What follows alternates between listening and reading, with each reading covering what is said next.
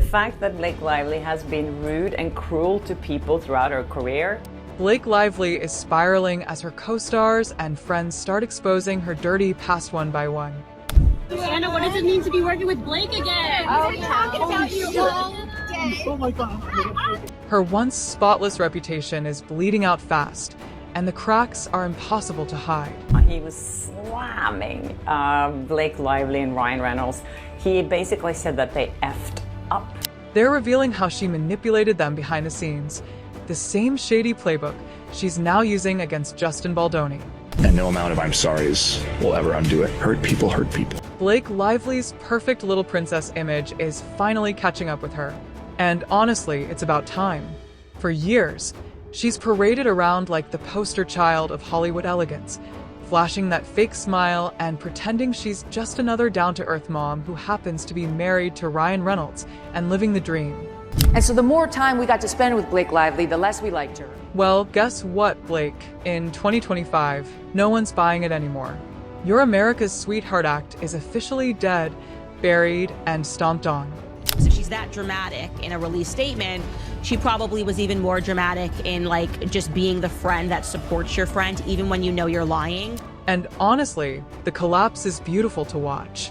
It's like the universe finally woke up and decided, yeah, let's humble Blake a little. Lawsuits are flying around like confetti at her imaginary comeback party. And it's not just Blake sinking. She's pulling Ryan Reynolds and Leslie Sloan down with her, like a shipwreck captain who refuses to go down alone. It is just ridiculous, and it just feels so incredibly hypocritical. If there were a reality show called Hollywood's Biggest Legal Clown Show, Blake would be the main event, and Ryan would be awkwardly clapping in the background. Fast forward to April 2025, where things officially hit peak delusion. Blake's team had the chance to show a tiny sliver of decency in court. You know, basic human courtesy, like agreeing to a simple deadline extension. But no, Queen Blake doesn't do courtesy. Justin Baldoni's team at Wayfair politely asked for a little breathing room, just an extension. And Blake's team?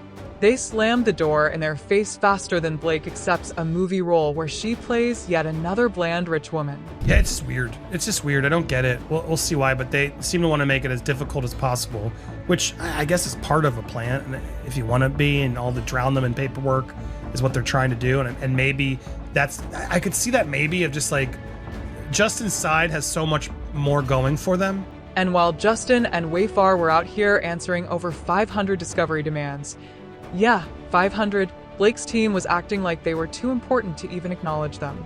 It's hilarious, because the judges in federal court aren't exactly dazzled by Hollywood tantrums. March 2026 is the official trial deadline. And spoiler alert, judges don't award Oscars for Best Courtroom Diva. To just keep constantly drowning them and costing more money and just stressing them probably is part of the plan in a way to just turn the screw that way, whereas Brian keeps threatening them with all the, depositions of celebrities and friends that are gonna come out and expose you. But Blake being Blake, of course it gets worse. Welcome to round 2 of Blake's courtroom circus, her team's heroic refusal to cooperate. Honestly, you have to admire the consistency. If there's one thing Blake's team excels at, it's being petty. Unbelievable. Blake Lively's team will not cooperate in court? After already throwing a tantrum over basic extensions, Blake and her loyal sidekick Leslie Sloan decided to crank the insanity up to 11. They served Justin's side a jaw-dropping 1,600 plus discovery requests and pardoned 79 interrogatories. 1,600, that's not legal work. That's harassment dressed up in Prada. That Blake and Leslie's parties will not agree to push their hearings and stuff. Basically, Wayfair was served with 31 different sets of interrogatories from the Lively Sloan parties. And it gets better. After drowning Justin's team in more paperwork than Blake has photoshopped Instagram posts, they turned around and acted shocked. Shocked. When Justin's side asked for a 30-day extension from April 14th to May 14th, 2025. That's it. 1 month. And yet Blake's team clutched their pearls and flat out refused. No reason given, Just pure ego and pettiness on display for the world to see. They refused. They refused consent, and they would not provide any real reason for their reasoning. They objected without reason, and objected because April 18th deadline is not dependent on the timing of the court's order to motion dismiss. Oh, and for the cherry on top, they pulled the same garbage when Justin's lawyer's house burned down. Imagine being so obsessed with winning that you can't even show basic human compassion after a literal house fire. Blake Lively's team also refused to delay when Brian Friedman's house burned down, which a judge did ultimately agree to. Blake's team really said, "Tough luck, peasant. Deadlines wait for no one." And now the judge is sitting there side-eyeing Blake's team like, are you serious right now? Because refusing basic courtesies doesn't make you look strong. It makes you look like a spoiled brat throwing a fit at the playground. Anyway, now they're writing the judge. Their unreasonable refusal to agree to mutual professional courtesies, none of which would prejudice any party. Wayfarer respectfully requested the court extend the deadline of parties responding to the interrogatories served upon them to May 14th, and extend the deadline for parties to move to amend their pleadings. But don't worry, Blake wasn't done embarrassing herself yet. Oh no, she had a master plan. Welcome to the Blake Lively School of Dirty Legal Games, where everything is smoke, mirrors, and weaponized paperwork. Experts are already laughing at how obvious it is. Blake's team isn't trying to win with facts or evidence. Is the reasoning here? It's like bonkers to me that every time they get a chance to try to be fair or neutral, they refuse. No, they're trying to drown Justin Baldoni in legal fees by filing mountains of nonsense until he taps out just to make it stop. Very mature behavior from a woman who used to lecture everyone about feminism and empowerment, right? I let go of so much, and I gave it to him. And just when you think Blake couldn't get more ridiculous, she somehow tops herself. Her team filed an 800-page motion just to dismiss claims against Jed Wallace. 800 pages. You could literally kill a small tree with that much paper. Gosh, Lively put one out for the Jed Wallace that had like 800 pages, trying to port over all this. It's a lot, Kim, right? But sure, Blake. Tell us again how you're the relatable girl next door while your legal team reenacts war and peace in court. It's almost like she thinks courtrooms are movie sets. And if she just floods the script department with enough paper, she'll win an Oscar for most obnoxious litigant. Meanwhile, Justin's lawyer Brian Friedman is out here dropping hints that celebrity depositions are on the horizon. Just turn the screw that way, whereas Brian keeps threatening them with all the, depositions of celebrities and friends that are going to come out and expose you. One way to really drain your opponent is to just file. Can you imagine Blake and Ryan getting dragged into a courtroom and having to testify under oath without a PR team whispering answers in their ears? Ryan better start preparing his sad puppy face, because it's going to be brutal. And of course, it's not good for Blake or Ryan. And the hypocrisy is the real kicker. Blake and Leslie Sloan are out here crying about how overwhelmed they are with discovery requests, while they're the ones who started the avalanche. It's like setting your neighbor's house on fire and then complaining about the smoke in your own backyard. You can't make this stuff up. I don't think it's a good look. It's a bit ridiculous, especially when, in the case of Leslie, she has complained about how much discovery has been thrown at her, and it is like a fraction of what the Wayfarer parties have had to deal with. At this point, the judges, who, let's be real, have seen every kind of Hollywood nonsense, are probably rolling their eyes so hard they can see their own brains. Judges hate litigants who abuse the legal system, and Blake's entire tantrum strategy could backfire spectacularly. One more diva move from her team, and the judge might just start handing out sanctions like party favors. As far as Leslie Sloan and Blake Lively can say why, why they're not agreeing. So I guess we will find out one way or the other. That should be in by Friday. So Blake Lively's attempt to strong-arm her way through court is crashing harder than her last attempt at being relevant. Watching her unravel has been better than Netflix. And the best part? She's doing it all to herself. No one needed to take her down. She's out here swinging at the air, tripping over her own ego, and face-planting in front of the entire industry. I don't like her. She seems like a bully. She was such a high-maintenance diva bully brat. And don't worry, the circus isn't over yet. Blake's legal strategy is so bad, even Ryan's Deadpool sarcasm couldn't save it. Between refusing court deadlines, pulling heartless moves after literal disasters and throwing 800-page temper tantrums.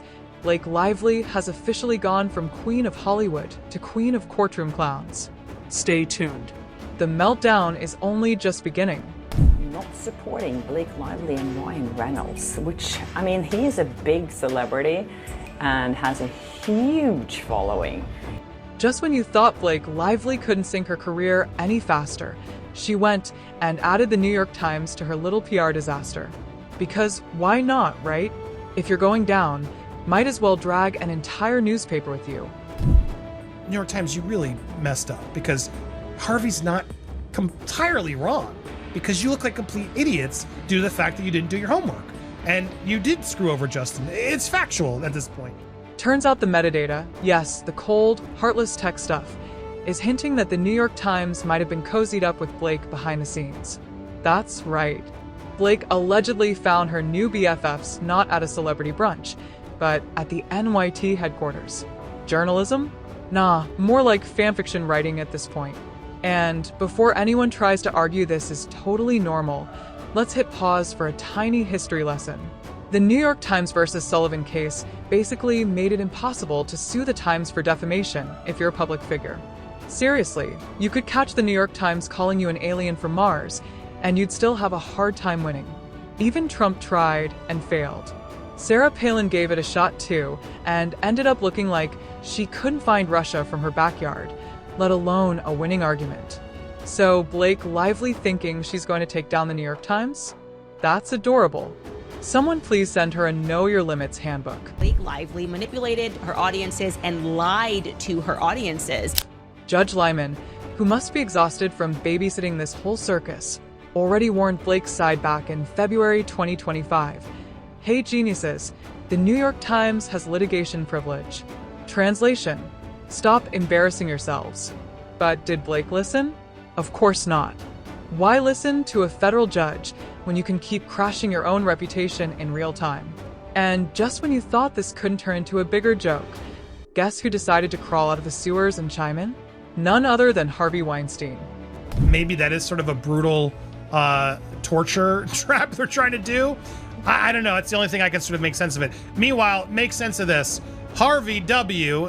Feels for Baldoni.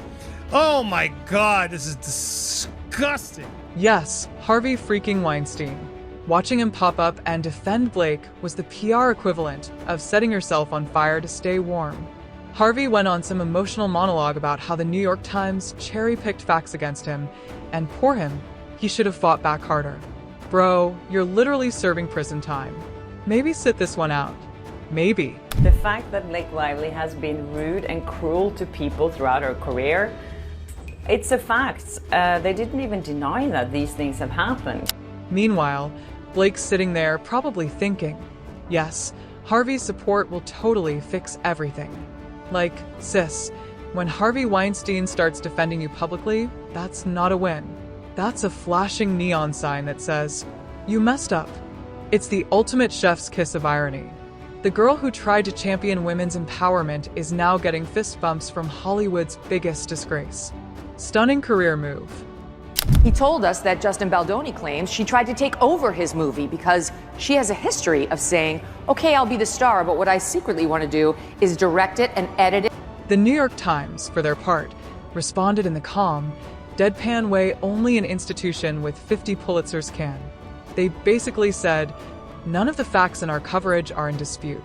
Translation: Blake, sit down, take several seats, and maybe grab a snack because you're not winning this. Honestly, watching the Times politely body Blake's entire argument with one sentence was better than half the movies she starred in. But I think that Taylor Swift is publicly backing away from this friendship because she's intelligent. The Blake Lively reputation destruction tour gets even better with Isabella Ferrer's epic exit. Blake and Isabella never even filmed together, yet Blake allegedly tried pressuring her to back false claims. Isabella, being the queen she is, deleted Blake from her life like toxic waste. The public noticed fast. Isabella's rising, while Blake's just radioactive PR poison now. Daily Mail reported Isabella felt manipulated and betrayed. Honestly, Blake turning allies into enemies this fast should be considered an Olympic sport. And if you think Isabella's shade was an isolated case, oh well honey, think again. Blake's manipulation game has been a full-time job behind the scenes. Taylor Swift's team already basically hinted that Blake uses friends like disposable tissues. Here we have seen the evidence, and we haven't seen any evidence from Blake Lively that supports her claims. And I'm sure she's going to cut that out from the actual article. I think it's coming out later this week, at some point next week. And now her co-stars are picking up the same vibe.